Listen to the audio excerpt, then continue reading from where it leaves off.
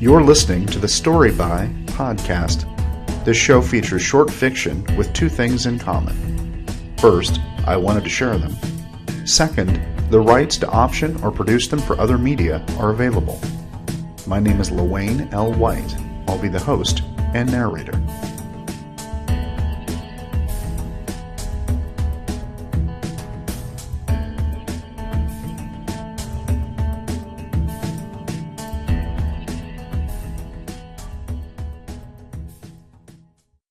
Hi, welcome to the Story By podcast. Thanks for stopping by. It is Halloween! And because this is a holiday episode, I wanted to do something special. Today's story is Hop Frog by Edgar Allan Poe. I'll get more into the reasons for the selection and why it still meets the two common points I mention at the beginning of every episode.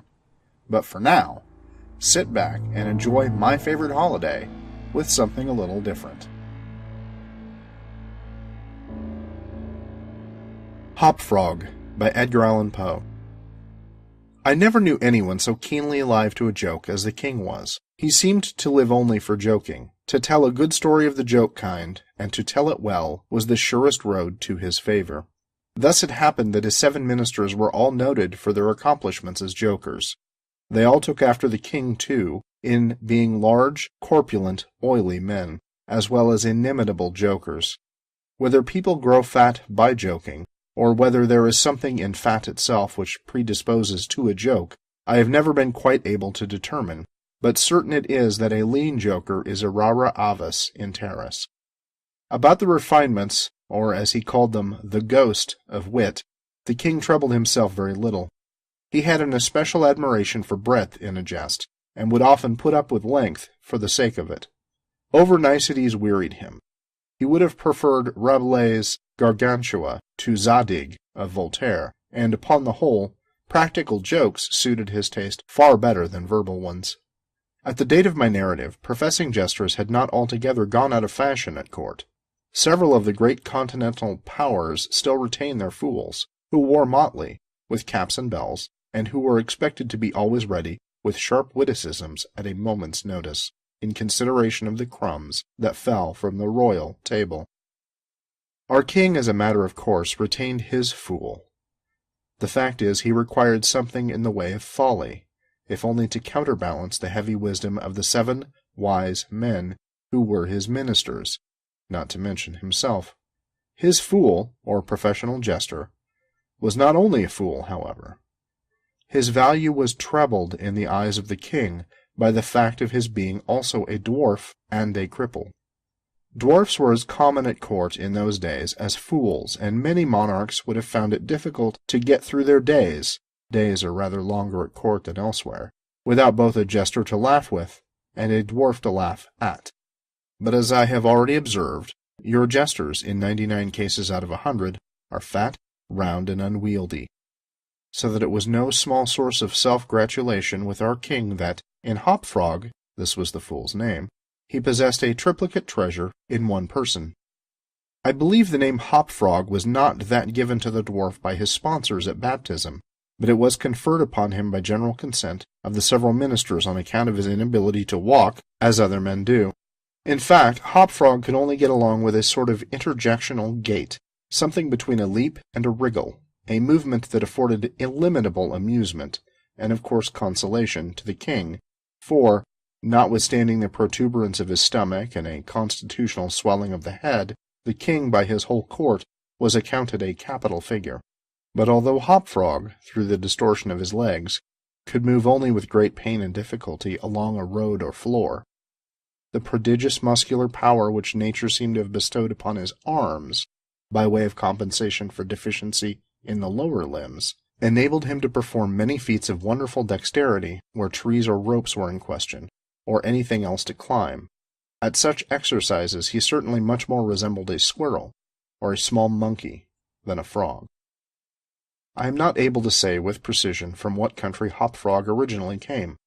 It was from some barbarous region, however, that no person ever heard of, a vast distance from the court of our king. Hop Frog and a young girl very little less dwarfish than himself, although of exquisite proportions and a marvelous dancer.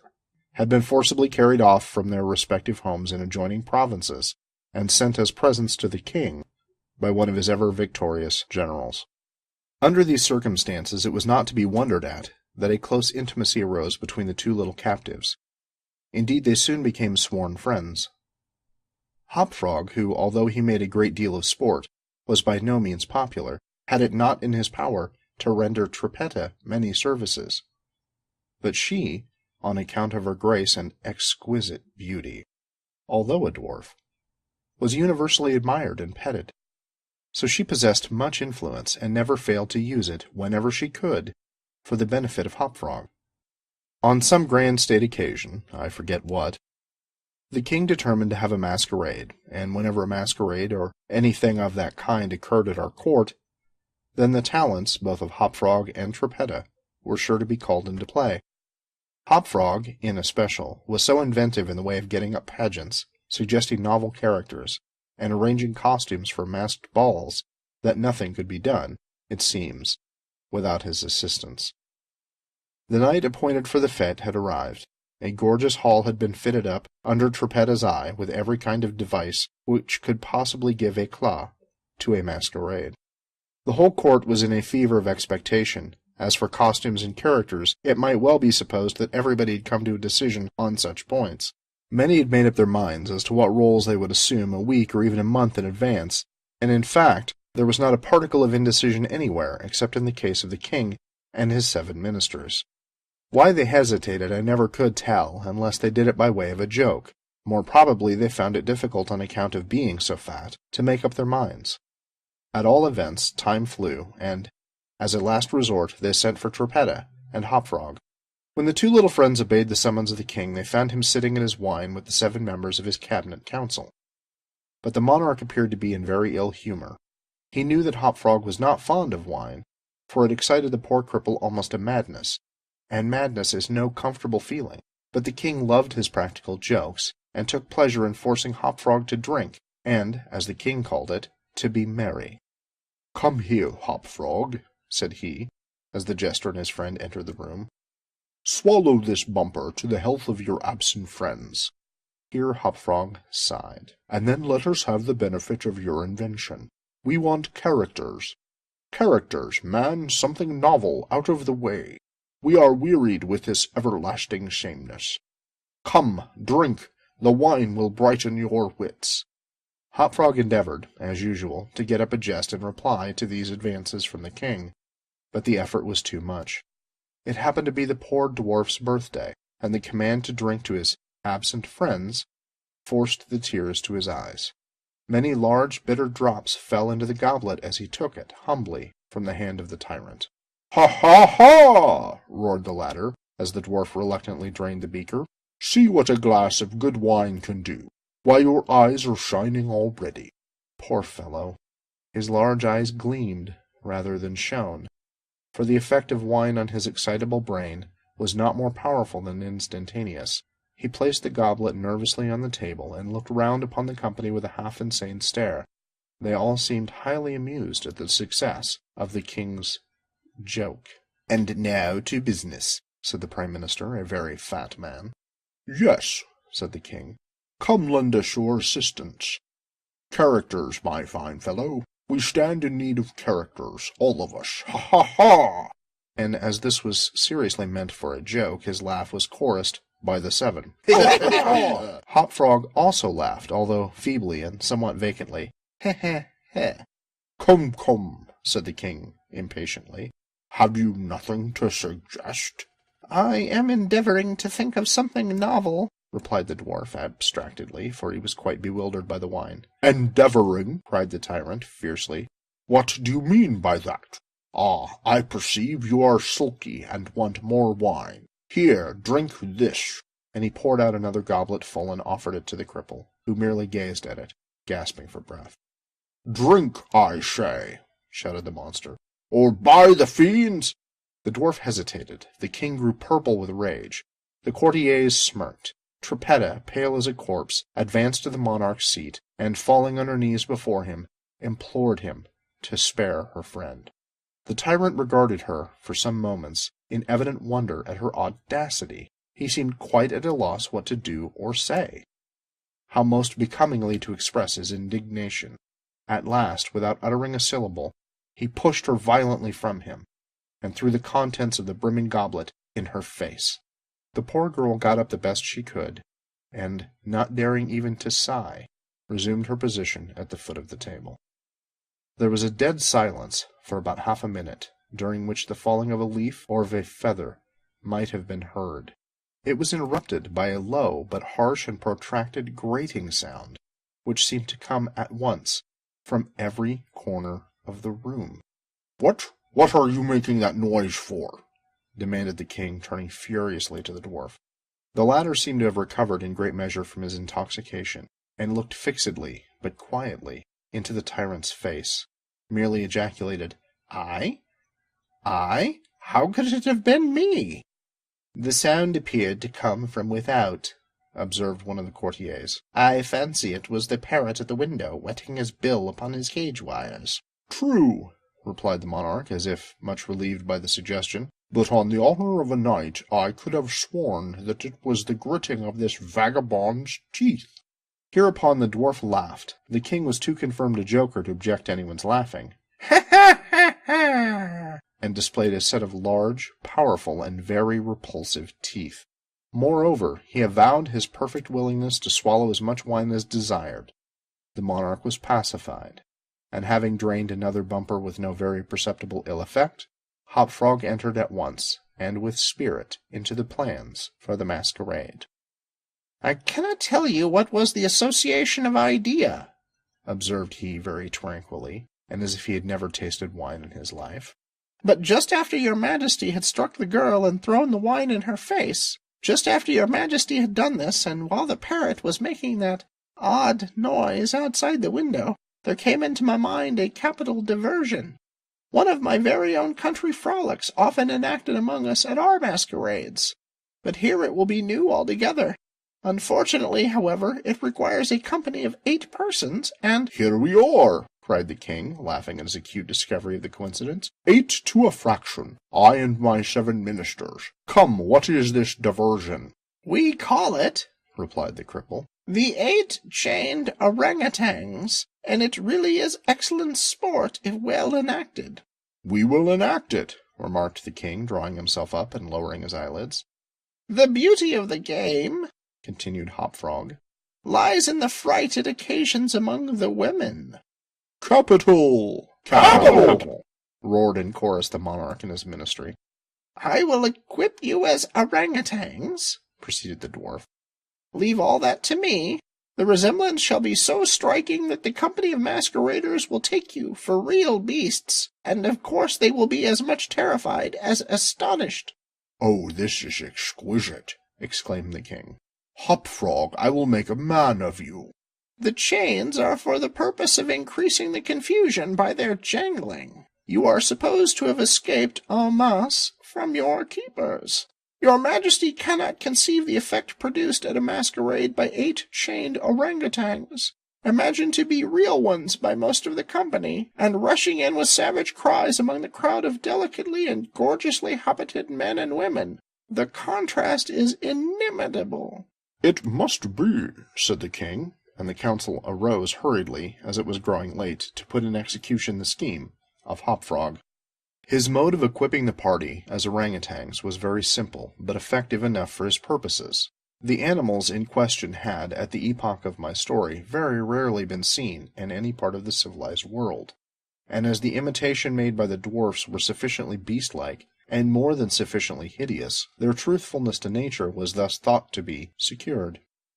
The king and his ministers were first encased in tight-fitting stockinette shirts and drawers. They were then saturated with tar. At this stage of the process, some one of the party suggested feathers, but the suggestion was at once overruled by the dwarf, who soon convinced the 8, by ocular demonstration, that the hair of such a brute as the orangutan was much more efficiently represented by flax. A thick coating of the latter was accordingly plastered upon the coating of tar. A long chain was now procured. First it was passed around the waist of the king and tied, then about another of the party and also tied, then about all successively in the same manner. When this chaining arrangement was complete and the party stood as far apart from each other as possible, they formed a circle, and to make all things appear natural, Hop Frog passed the residue of the chain in 2 diameters, at right angles across the circle, after the fashion adopted at the present day by those who capture chimpanzees or other large apes in Borneo. The grand saloon in which the masquerade was to take place was a circular room, very lofty, and receiving the light of the sun only through a single window at top. At night, the season for which the apartment was especially designed, it was illuminated principally by a large chandelier, depending by a chain from the center of the skylight, and lowered, or elevated, by means of a counterbalance as usual. But in order not to look unsightly, this ladder passed outside the cupola and over the roof. The arrangements of the room had been left to Trippetta's superintendence, but in some particulars it seemed she had been guided by the calmer judgment of her friend the dwarf. At his suggestion it was that on this occasion the chandelier was removed. Its waxen drippings, which in weather so warm it was quite impossible to prevent, would have been seriously detrimental to the rich dresses of the guests, who, on account of the crowded state of the saloon, could not all be expected to keep from out its center, that is to say, from under the chandelier. Additional sconces were set in various parts of the hall out of the war, and a flambeau emitting sweet odor was placed in the right hand of each of the caryatids that stood against the wall, some 50 or 60 altogether.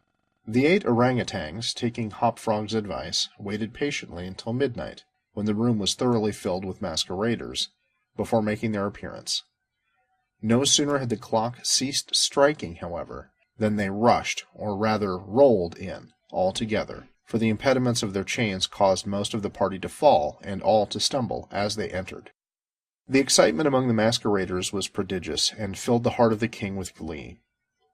As had been anticipated, there were not a few of the guests who supposed the ferocious-looking creatures to be beasts of some kind in reality, if not precisely orangutans. Many of the women swooned with affright, and had not the king taken the precaution to exclude all weapons from the saloon, his party might soon have expiated their frolic in their blood. As it was, a general rush was made for the doors, but the king had ordered them to be locked immediately upon his entrance, and at the dwarf's suggestion, the keys had been deposited with him.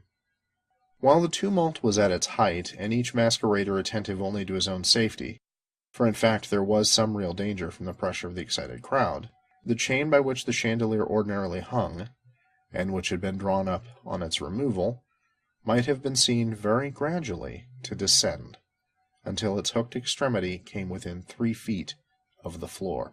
Soon after this, the king and his 7 friends, having reeled about the hall in all directions, found themselves at length in its center, and of course in immediate contact with the chain.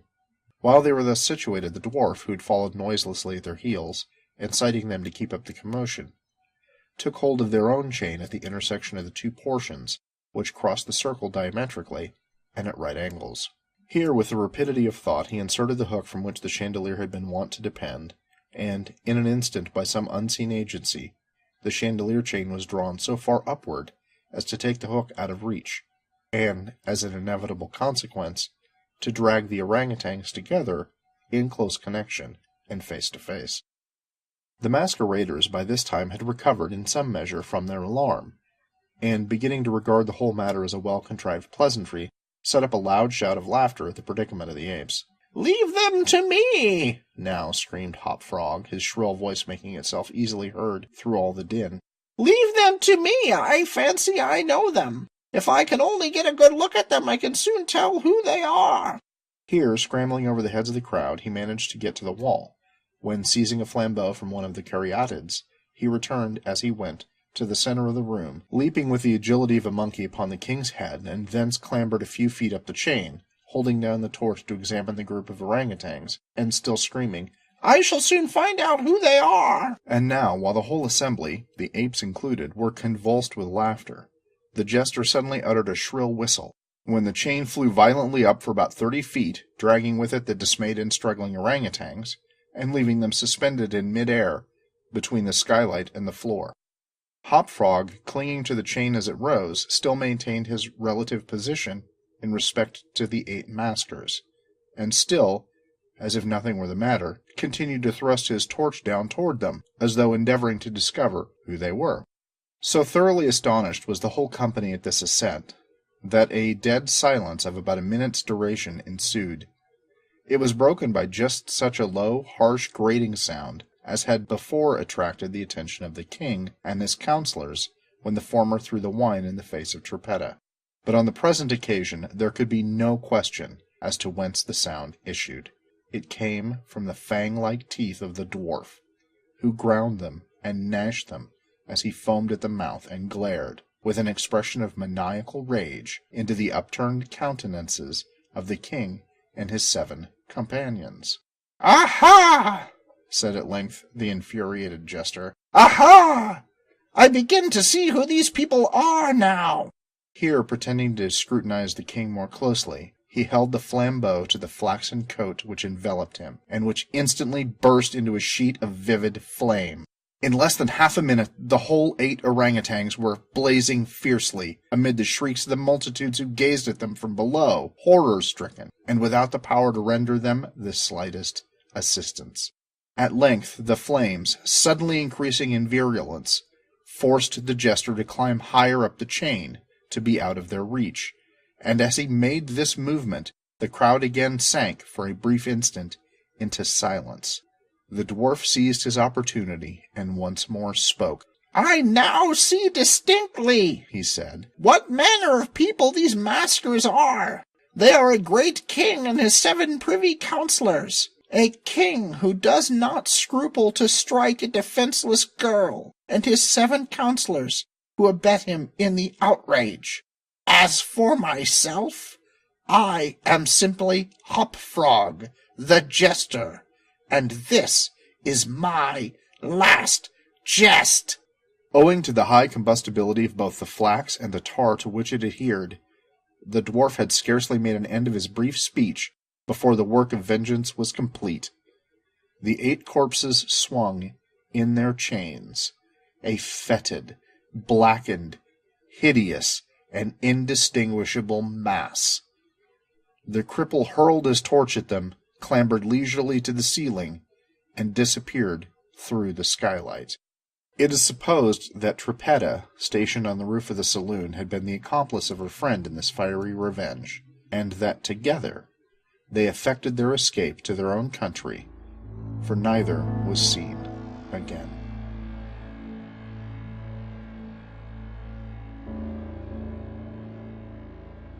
I hope you enjoyed the story. Poe was my introduction into literary horror. I've admired the body of his work, and I wanted to share something special to celebrate the holiday. I chose Hop-Frog because it hasn't been performed as much as some of his more well-known works, like The Telltale Heart, Pit and the Pendulum, Black Cat, or The Fall of the House of Usher. Frankly, since I performed several pieces from The Raven as Poe in Ben Anderson's play Nevermore, I've wanted to do a Poe story. For those of you that are interested, I'll have a link to a production of Anderson's play in the show notes. Because Hop-Frog was written in the late 1800s, it is in the public domain, and thus is available for production by anyone who wanted to do so. The only difference from previous episodes of the show is that they wouldn't have to bargain with me for the rights. Anyway, I hope you enjoyed the story, and that you have a safe, happy Halloween, and that you'll be back next week for another episode of the Story by Podcast. Thanks again for stopping by.